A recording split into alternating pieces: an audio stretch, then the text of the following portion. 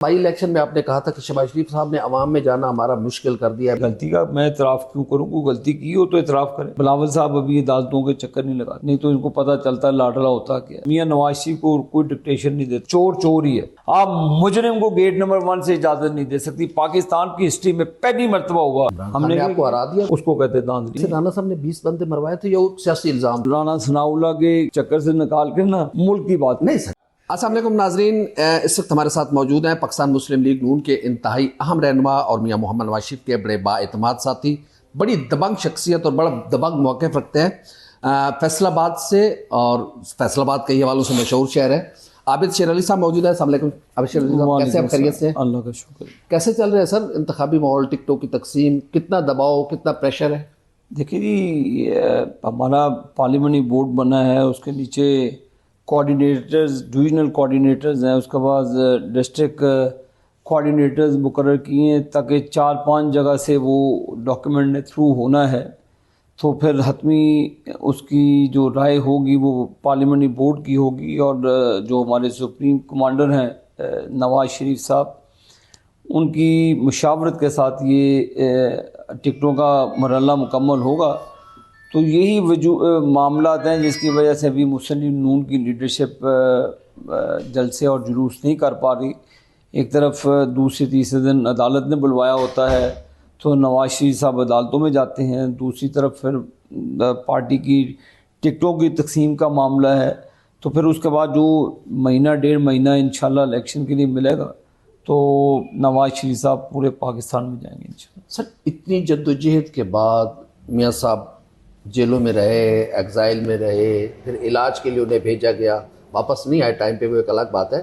लेकिन इतनी जद्दोजहद कुर्बानियों के बाद जब आप पे लाडले का इल्ज़ाम लगे तो क्या ऐसा तो नहीं है कि कहीं मुस्लिम लीग नून असर के वक्त रोज़ा तोड़ रही है? देखिए, इसमें रोज़ा तोड़ने वाली बात नहीं है। हमने तो मुल्क के लिए अपना जो पॉलिटिकल कैपिटल है उसको भी ज़रब खाई हमने कि ताकि पाकिस्तान श्रीलंका ना बने। हमने उस ना चाहते हुए भी हमें हुकूमत करनी पड़ी और कुछ सख्त तरीन फ़ैसले करने पड़े जो आवाम के ऊपर बहुत भारी गुजरे, इसमें कोई शक नहीं है।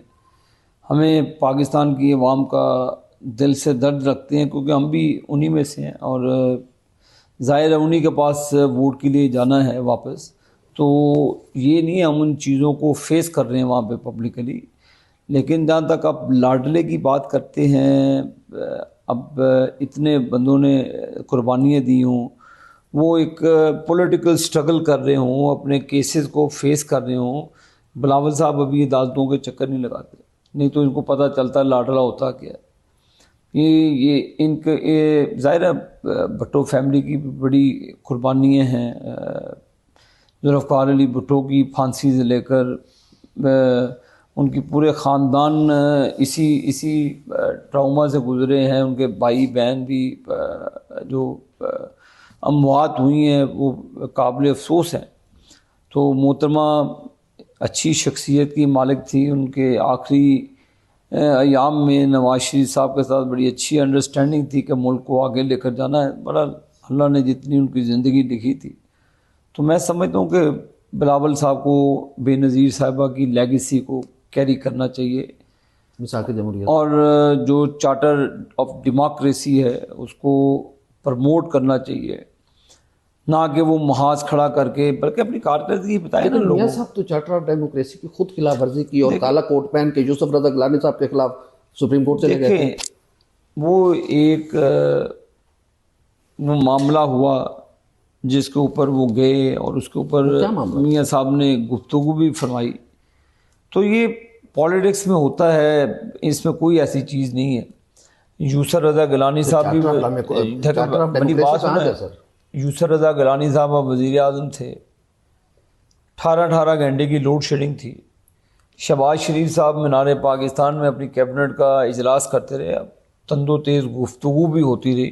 अब अब चार्टर ऑफ डेमोक्रेसी का ये तो नहीं मतलब कि आपको खुली छुट्टी दे दी है कि आप शहबाज शरीफ साहब के एहतजाज पे हम नहीं कह रहे, वो पॉलिटिकल था, बिल्कुल बहुत अच्छी बात थी। तो उसमें सुप्रीम कोर्ट जाना इस्तेमाल हुई थी मुस्लिम लीग नून, गलती का इतराफ कर लेते थे। गलती का मैं इतराफ क्यों करूं? कोई गलती की हो तो इतराफ करें। तो यूसुफ रज़ा गिलानी के खिलाफ आप गए देखिए, एक चीज़ें जाना कानूनी तौर पर कानूनी लोगों से मुशावरत करके जाना। किसी ने भेजा था सर? नहीं, किसी ने नहीं भेजा। मियाँ नवाज शरीफ को कोई डिक्टेशन नहीं देता। डिक्टेशन मानी होती तो 99 में जेलों में ना जाते, 99 में एग्जाइल में ना जाते। अब मियाँ साहब को सजा गलत थी या सही थी ये अलग बहस है, लेकिन मियाँ साहब जब वतन वापस आए तो वो एब्सकॉन्डर थे। एक एब्सकॉन्डर के लिए पूरा स्टाफ एयरपोर्ट पे जाना, वहाँ पर उनका थंब होना, इमरान खान के लिए कहा था कि हाई कोर्ट के अंदर आओगे तो तुम्हारा वो होगा। मियाँ नवाज शरीफ को वो सहूलत एयरपोर्ट पे क्यों दी गई? वो सारे ही उससे थम इम्प्रेशन लेने के लिए जीप में बैठा था, इमरान नियाज़ी अंदर नहीं गया था। आपकी याददाश्त कमज़ोर होगी लगता मुझे। इसको भी चले लेकिन ठीक है, सुन लेना, सुन ले। अंदर अभी आपने सवाल किया, मेरी भी बात सुने। वो आपकी याददाश्त करानी सही, मुझे दुरुस्त करानी ज़रूरी है। गुड टू सी यू भी गेट नंबर 1 खुलता है इमरान नियाज़ी के ऊपर। उस वक्त चोरी का इल्ज़ाम था, तोशाखाना में सज़ा याफ्ता मुजरिम था। तो गुड टू सी यू कह कर आपने जूनियर जजेस को रोक दिया उसके खिलाफ काम करने पे। तो ऐसी बातें ना किया करें जिसका सुन लेना जी, चोर चोर ही है, सजा सजा ही है। चाहे आपने मुझे थप्पड़ मारने पे दिया, चाहे आपने मुझे किसी चीज़ पे किया, मैंने एक जुर्म मर्तकब हुआ जुर्म का, मुझे उसकी सज़ा मिली। आप मुजरिम को गेट नंबर 1 से इजाज़त नहीं दे सकती। पाकिस्तान की हिस्ट्री में पहली मरतबा हुआ किसी मुजरिम और चोर के लिए आपने गेट नंबर 1 खोला। मियाँ नवाज शरीफ साहब को भी सजा मिली थी। और मियाँ नवाज शरीफ साहब हमारे अदालतों में पैदल आते हैं, बाहर से आते हैं। मैं एयरपोर्ट की बात कर रहा हूँ, जब लंदन से वापस आ रहे थे। तो मियाँ साहब पे ऊपर आप मुझे बताएं चार्ज क्या था? आपने कहा कि सजा गलत हो या सही हो, इमरान खान को तोशाखाने में सजा वो तो फिर सजा का फैसला तो वो जज अरशद मलिक कर गया, फिर उसके ऊपर आप अमल करवा लेते। ये कौन सजाएं दिलवाता सर? अवाम मियाँ साहब को आप जजेस से पूछे जाके। ये मरहूम अरशद मलिक अपनी ज़ुबानी कह गया। अरशद सिद्दीकी साहब, ये जस्टिस सिद्दीकी साहब, वो भी अपनी ज़ुबानी सारा कुछ कहते हैं। तो मुझे कहने की इस पर ज़रूरत नहीं। सर बाई इलेक्शन में आपने कहा था कि शहबाज शरीफ साहब ने अवाम में जाना हमारा मुश्किल कर दिया, मैं वोट कैसे मांगने जाऊँगा। अब कैसे जाएंगे? वो वैसे जैसे जा रहे हैं। इमरान खान ने आपको हरा दिया था। तो इमरान खान ने जो किया नादरा के थ्रू, तो मैं उस डिटेल में नहीं जाता। चले हार गए, मैंने एक्सेप्ट किया हार गए। डस्का में भी हमने इलेक्शन जीता था, इस पर हार जीत होती है। इमरान खान लड़ा, पूरी फोर्स के साथ लड़ा, पंजाब हुकूमत उधर आगे लड़ी, हार जीत हो गई, हार गए। तो मैंने कोई ये तो नहीं कहा कि मेरे साथ ज़्यादती होगी। RTS सिस्टम हुआ, जीता हुआ मेरा इलेक्शन, अगले दिन मुझे चंद सौ वोटों से हरवा दिया गया। उसको कहते धांधली। वो हमारा राइट बनता था, लेकिन उसको काउंटिंग को साकिब निसार ने रोल बैक कर दिया, डिसीजन दिया कि सारी काउंटिंग बंद, हर चीज़ बंद, इलेक्शन इज़ ओवर। तो लिहाजा ये चीज़ें होती उन्होंने की। और RTS वाला ये इलेक्शन नहीं, ये पब्लिक का इलेक्शन है, आवाम के पास। मैं तो रहता आवाम में, वहाँ आप मेरे हल्के में, मैं आपको लेकर चलूँ। अच्छा, अब अगर इमरान खान जेल से बैठ के आपके खिलाफ इलेक्शन लड़ते हैं तो क्या पोजीशन होगा? लड़े, मोस्ट वेलकम, लड़ना चाहिए उसको। राना सनाउल्लाह मुस्लिम लीग नून पंजाब के सदर कैसे रहे? ये तो आप उनसे पूछे। मुस्लिम लीग नून कितने अहम रहे, लेकिन तंजीमी मामला में मेरा कोई अमल दखल नहीं। तो राना सनाउल्लाह साहब से अब सुलह हो चुकी है या अभी इख्तिलाफ है? बड़ा प्यार है, राना साहब ने डायरेक्ट पूछा हुआ था कि नहीं, आप हमारा आपसे भी प्यार है, हमारे भाई है। हमारी जमात है जी, जमात का महवर नवाज शरीफ है। राना सनाउल्लाह भी नवाज शरीफ के सिपाही हैं, हम भी नवाज शरीफ साहब के सिपाही हैं। तो हमारी कोई ऐसा लड़ाई नहीं है। इलेक्शन शेर के निशान पर उन्होंने भी लड़ना है, वो मेरे नीचे लड़ते हैं MPA का इलेक्शन, मैं ऊपर आता हूँ NA के इलेक्शन में। तो वो इलेक्शन इकट्ठे ही लड़ते हैं, कोई ऐसी बात नहीं। राना साहब ने 20 बंदे मरवाए थे या वो सियासी इल्ज़ाम था? कोई सियासी जो भी इल्ज़ामात हैं, इल्ज़ामात की तहकीकात के लिए इदारे या थाने मौजूद हैं, उसके लिए होने की। सर 20 बंदे, एक इंसान अशरफुल मखलूकात है, एक इंसान का कत्ल पूरी इंसानियत। भाईजान आप ये पूछे ना, ये आप मुझसे क्यों पूछते? इमरान खान की हुकूमत थी, उसको इन्वेस्टिगेट करना चाहिए था। मैंने तो इन्वेस्टिगेट नहीं करा। अगर आप वज़ीर दाखिला बनते हैं पंजाब के या वफाक के, तो आप राना सनाउल्लाह साहब के दखल आप तहकीकात करवाएंगे? चीज़ें मौजूद हैं, आप हर चीज़ को घुमा के राना सनाउल्लाह पे लाते हैं। इसलिए आपने इल्ज़ाम लगाया। आप मुल्क की बात करें, वो ज़्यादा मुनासिब है।